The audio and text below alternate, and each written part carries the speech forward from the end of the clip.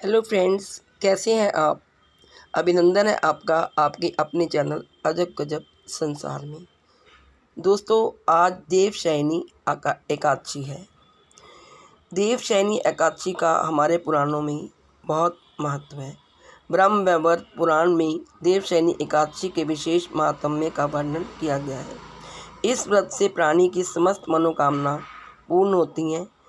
यह एकादशी आषाढ़ मास के कृष्ण पक्ष की एकादशी, जिसे योगिनी एकादशी कहते हैं, उसके बाद आती है। आषाढ़ मास के शुक्ल पक्ष की एकादशी को ही देवशयनी एकादशी कहा जाता है। इसी एकादशी से चातुर्मास का आरंभ माना जाता है। इस अवधि में कोई भी शुभ कार्य जैसे विवाह आदि नहीं किया जाता। मान्यता है कि इस दिन से भगवान श्री हरि विष्णु क्षीर सागर में शयन करते हैं और फिर 4 माह बाद उन्हें उठाया जाता है। उस दिन को देवोत्थानी एकादशी कहा जाता है।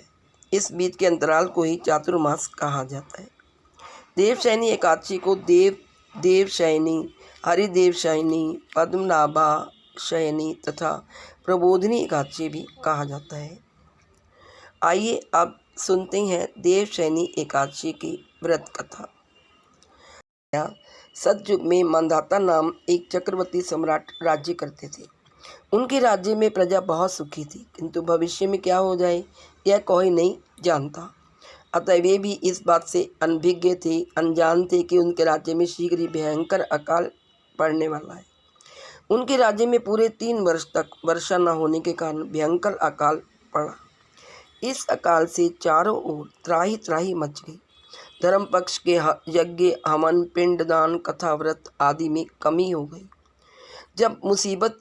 जब परेशानी सिर पे पड़ी हो तो धार्मिक कार्यों में भी प्राणी की रुचि नहीं रह जाती।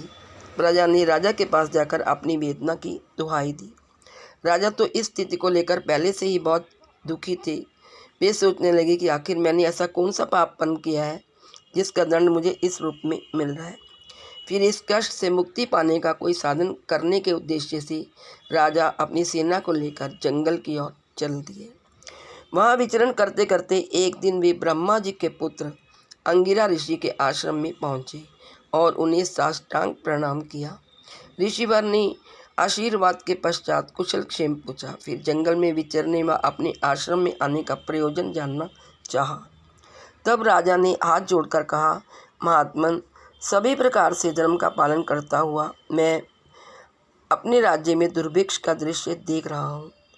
आखिर किस कारण से ऐसा हो रहा है, कृपया इसका समाधान करें। यह सुनकर महर्षि अंगिरा ने कहा, हे राजन, सब युगों से उत्तम यह सतयुग है। इसमें छोटे से पाप का भी बड़ा भयंकर दंड मिलता है। इसमें धर्म अपने चारों चरणों में व्याप्त रहता है।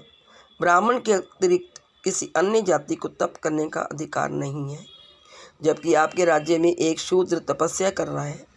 यही कारण है कि आपके राज्य में वर्षा नहीं हो रही है। जब तक वह काल को प्राप्त नहीं होगा तब तक यह दुर्भिक्ष शांत नहीं होगा। दुर्भिक्ष की शांति उसे मारने से ही संभव है।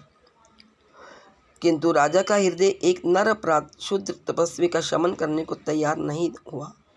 उन्होंने कहा, हे देव, मैं उस निरपराध को मार दूं, यह बात मेरा मन स्वीकार नहीं कर रहा है। कृपा करके आप कोई और उपाय बताएं। महर्षि अंगिरा ने बताया, आषाढ़ माह के शुक्ल पक्षी एकादशी का व्रत करें। इस व्रत के प्रभाव से अवश्य ही वर्षा होगी। राजा अपने राज्य की राजधानी लौट गए। पद्मा एकादशी का विधि पूर्वक व्रत किया।